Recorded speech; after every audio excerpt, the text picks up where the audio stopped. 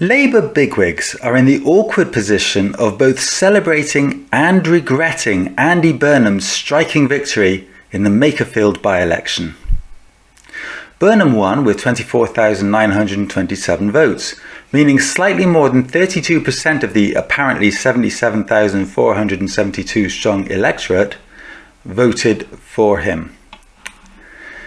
Turnout was 58.7%, which is high for a by-election, 6.3% higher, in fact, than it was at the general election of 2024.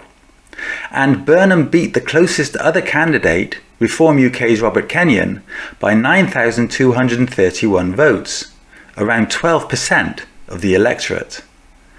That is a resounding win, greater than the 5,399 majority his forerunner Josh Simons won over the same Reform candidate in the general election. Restore Britain's Rebecca Shepherd won 3,111 votes, and every other candidate lost their deposit, meaning they won fewer than 5% of the 45,476 votes cast.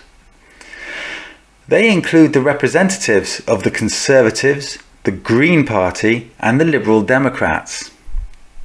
The result is great for the Labour Party because it reverses the trend of losses to Reform UK that has been building as discontent with Keir Starmer's leadership has grown.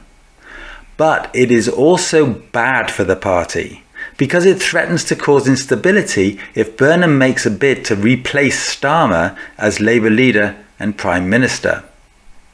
Party grandee Harriet Harman has already moved to fend off that possibility by suggesting that a process should be agreed by which Labour MPs choose who they want.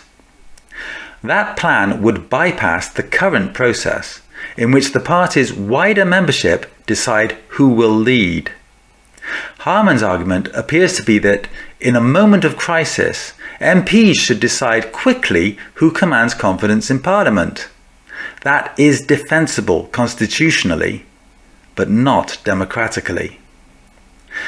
This is a party whose leadership frequently talks about democracy and participation, but parts of the parliamentary establishment become nervous whenever it seems likely that members might exercise real influence over a leadership contest. Changing the rules during a leadership crisis inevitably looks self-serving. Labour spent years arguing over whether members should have a meaningful role in choosing leaders. Removing that role, just when members might choose differently from MPs, would be almost impossible to justify. As for Burnham himself, the big question is whether his victory has arisen from his personality or his politics. If voters were responding to his proposals for regional investment, decentralisation, public service improvement, and a more optimistic style of politics, then simply replacing Starmer with Burnham would not be enough. That would require the government, as well as the leadership, to change direction, and that's hard. UK politics has a long history of leadership challengers who campaign as agents of change, then discovering that the institutions around them, the cabinet, the treasury, the civil service, financial markets, party factions and media pressure, restrict what they can actually do.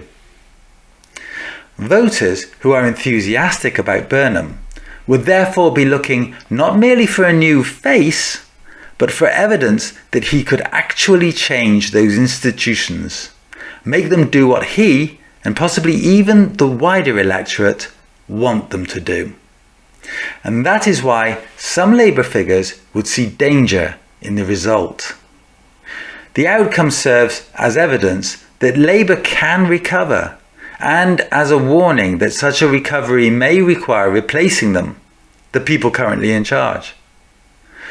I have already provided my own rather depressing prediction of what will happen, that neither Starmer, Burnham nor alternative challenger Wes Streeting will bring about the change we all need.